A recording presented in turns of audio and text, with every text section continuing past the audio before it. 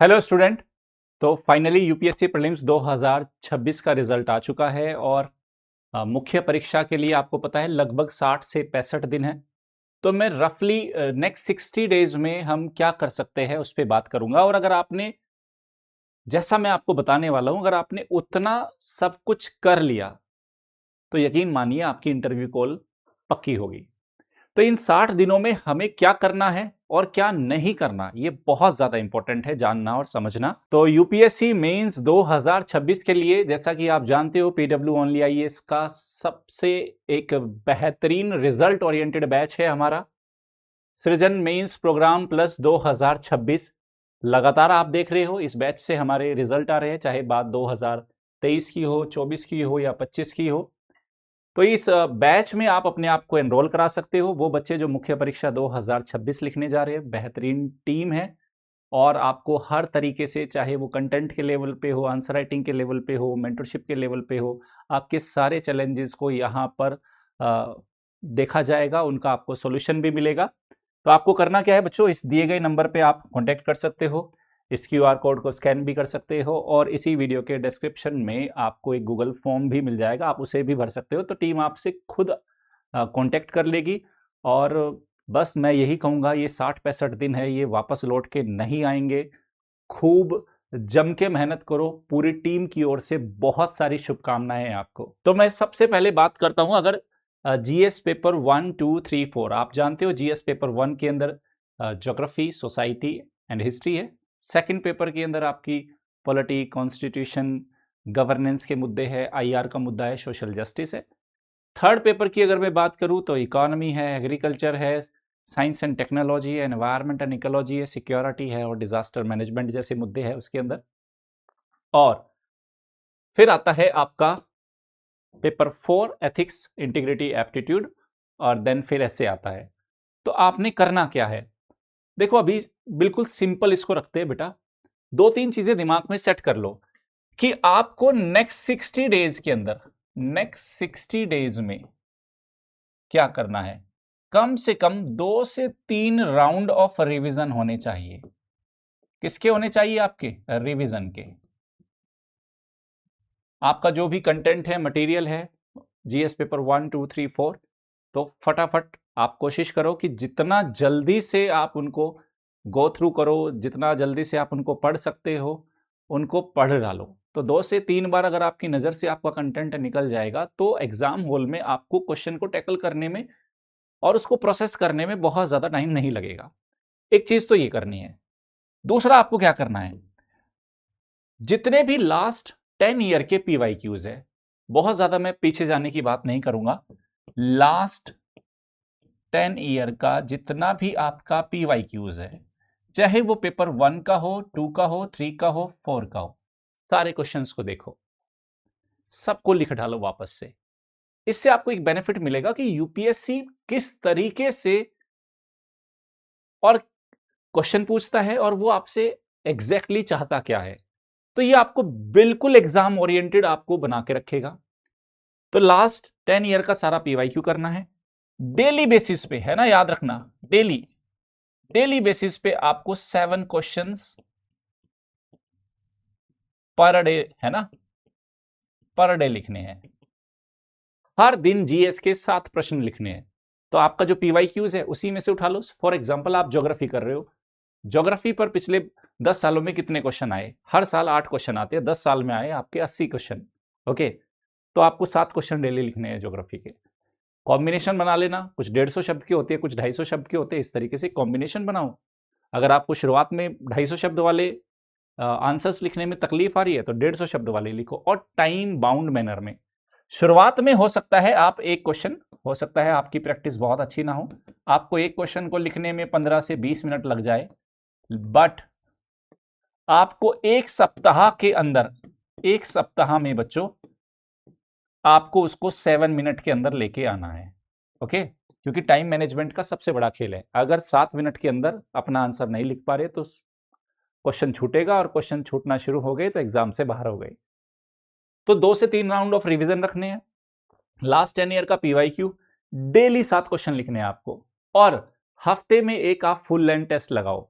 मतलब अल्टीमेटली आपको 20 क्वेश्चन लिखने हैं 3 घंटे में, तो ये काम आपको करना है। सो जो ये 7 क्वेश्चन पर डे लिख रहे हो ये आपको 1 आवर में लिखने हैं। कोशिश करना एक हफ्ते के अंदर या 10 दिन के अंदर आप 1 घंटे में लेके आ जाओ। क्वालिटी को थोड़ा समय के साथ साथ इंप्रूव कर लेंगे, 60 दिन में बहुत कुछ पढ़ेंगे, क्वालिटी इंप्रूव हो जाएगी। पहले स्पीड को मेंटेन करना सीखो। तो जीएस के चारों पेपर में आपको ये काम करना है। ओके, अपना टाइम टेबल बना लेना कि ये काम आप कैसे करोगे। 2 से 3 राउंड ऑफ रिवीजन लगाने हैं और मुख्य परीक्षा तक ऑलमोस्ट एग्जाम से पहले 1 हफ्ते तक पर डे आपको ऑप्शनल भी पढ़ना है, उस हिसाब से सेट करना। बात करते हैं एस्से की। एस्से आप जानते हो पिछले 5-6 साल से फिलोसफिकल एस्से हो गए बच्चों। आपने क्या करना है, एक सप्ताह में आपको क्या करना है, आपको 2 एस्से लिखने हैं, 2 निबंध लिखने हैं। और निबंध लिखने के बाद आपको क्या करना है, उनको इवैल्यूएट कराना है, किसी मेंटर से, अपने टीचर से, आपका कोई सीनियर है, किसी से भी उनको इवैल्यूएट कराना जरूरी है। बहुत सारे बच्चे पता है क्या सोचते हैं, हफ्ते में 1 दिन ही लिखेंगे। नहीं भाई, हफ्ते में 2 बार लिखो। एक बार लिखोगे, आपने आज लिखा, कल तक आपके पास उसका फीडबैक आ जाएगा, तो आपको अपने आप को इंप्रूव करने का टाइम है। अगर आपने एक सप्ताह में, समझो एक सप्ताह में आपने एक ऐसे लिखा बेटा, तो हमारे पास तकरीबन कितने सप्ताह है एग्जाम तक, 8 सप्ताह है। 8 सप्ताह यानी कि आपको केवल 8 बार इंप्रूव करने का मौका मिला है, 8 बार इंप्रूव करने का मौका। इस मौके को डबल करो। ऐसे राइटिंग में अगर आपके अच्छा नंबर आ गए, 130-40 के आसपास पहुंच गए, तो ये आपकी जान बचाएगा। जान का मतलब ये रैंक बचाएगा। रैंक ही उसी के लिए तो लड़ रहे हैं। तो कोशिश करो कि 15 से 16 आपको इवैल्यूएशन मिल जाए ऐसे में। ये काम करना जरूरी। हफ्ते में 2 लिखो, इवैल्यूएट कराओ उसको। कुछ भी नया नहीं लिखना, पीवाईक्यू लिखो, पीवाईक्यूज लिखो। देखो, आपको यूपीएससी प्रीलिम्स का पेपर देख के भी इस बार को समझ में आ गया होगा कि कोई भी टेस्ट सीरीज है ना, कोई भी जहां से भी आप जो भी प्रैक्टिस कर रहे हो, यूपीएससी कुछ और ही पूछने वाला है। तो ज्यादा अच्छा है कि मैं इतना तो जरूर मानता हूं कि पिछले 10 साल के ऐसे तो आपने नहीं लिखे होंगे। हर साल 8 ऐसे आते हैं, सेक्शन ए के 4, सेक्शन बी के 4, 8 ऐसे है। 10 साल में 80 ऐसे आए हैं। आप रैंडमली कोई भी, आपको एक हफ्ते में 2 लिखने हैं, आपके पास 8 हफ्ते हैं, 16 आपको ऐसे लिखने हैं। तो उन 80 ऐसे में से रैंडमली कोई भी 16 ऐसे आप छाटो, डिफरेंट बैकग्राउंड पे, थीम पे, और लिखना शुरू करो। फिलोसफिकल ऐसे इवैल्यूएट कराओ उनको। तो आपको ऐसे करना है। तो आपने क्या करना है, देखो यहां 7 क्वेश्चन डेली है, आपको 60 दिन लिखने हैं। 60 में से आपको हर हफ्ते फुल लेंथ टेस्ट लिखना है, तो 8 दिन तो वैसे ही घटा लो, 52 डेज हो गए। तो 52 डेज मल्टीप्लाई बाई 7 कितना हो गया, 7 दूनी 14, 35 और 1 36, 364 क्वेश्चन की आपकी यहां प्रैक्टिस हो गई जीएस में। ओके, और अभी 8 फुल लेंथ टेस्ट बाकी है। 8 फुल लेंथ टेस्ट का मतलब, एक फुल लेंथ टेस्ट में 20 क्वेश्चन होते हैं, 8 का मतलब कितना होगा, 160। तो 160 और 364 कितना हुआ बच्चों, 524 क्वेश्चन आपने जीएस के प्रैक्टिस कर लिए। और जो बच्चा यहां से 500 क्वेश्चन लिख गया ना जीएस के, कौन रोकेगा यार उसको। यहां आपने 16 प्लस, अगर आपने मिनिमम रखना 20, 21, 22 लिख सको तो कितना ही, कम से कम 16 ऐसे लिख के उनको इवैल्यूएट कराना। एक काम आपको ये करना है। फिर बात करता हूं मैं अगर ऑप्शनल की। आपका ऑप्शनल पेपर 1 है, पेपर 2।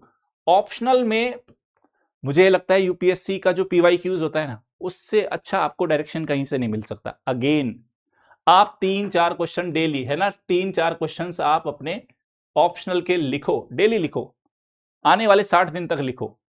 तो कुल मिला के यहां भी अगर आपने दोनों उसमें 200 क्वेश्चन से ज्यादा क्वेश्चन लिख लिए ऑप्शनल के, तो ऑप्शनल की भी नैया पार हो गई। इवैल्यूएट करा लेना बस, फैकल्टी से, मेंटोर से, जो भी है। और अगर आपने इतना कर लिया तो बच्चों इंटरव्यू कॉल कोई नहीं रोक पाएगा। बस एक चीज और याद रखना, जब जोन सा सब्जेक्ट आप जीएस का तैयार कर रहे हो, फॉर एग्जांपल आप पॉलिटी तैयार कर रहे हो, आने वाले 4-5 दिन पॉलिटी पढ़ोगे, तो साल भर का पॉलिटी का करंट अफेयर कर जाओ। ज्योग्राफी एनवायरनमेंट पढ़ रहे हो, साल 1.5 साल का करंट अफेयर में कौन कौन से मुद्दे थे उनको उठा लो। तो इस तरीके से जो भी सब्जेक्ट करते जाओ, उसका करंट अफेयर भी साथ के साथ करते चले जाना। इधर आपने अगर 500 क्वेश्चन लिख दिए, इधर आपने 16 से ज्यादा ऐसे लिख दिए, और इधर अगर आपने 200 से ज्यादा क्वेश्चन लिख दिए, इंटरव्यू कॉल होगी, पक्का होगी। और अगर आपको कोई भी डाउट है या किसी भी तरह की मेंटरशिप चाहिए मुख्य परीक्षा के लिए, तो आप जानते हो हमारा सृजन कोर्स है बच्चों, आप उसमें एनरोल करा सकते हो। इस वीडियो के डिस्क्रिप्शन में भी आपको उसकी डिटेल मिल जाएगी। बस ध्यान रखना, गोल्डन अपॉर्चुनिटी है। इस साल प्रीलिम्स काफ़ी टफ था, जिसको अंदर एंट्री आने का मौका मिल गया, ओके, आपकी मेहनत से ही मिला है, वो भी आपको इस बार निकाल के ले जाओ, ठीक है। हिंदी माध्यम वाले बच्चों को तो मैं स्पेशली बोल रहा हूँ, गोल्डन अपॉर्चुनिटी है बच्चों, इस बार रैंक लगा के जाओ। Best of luck.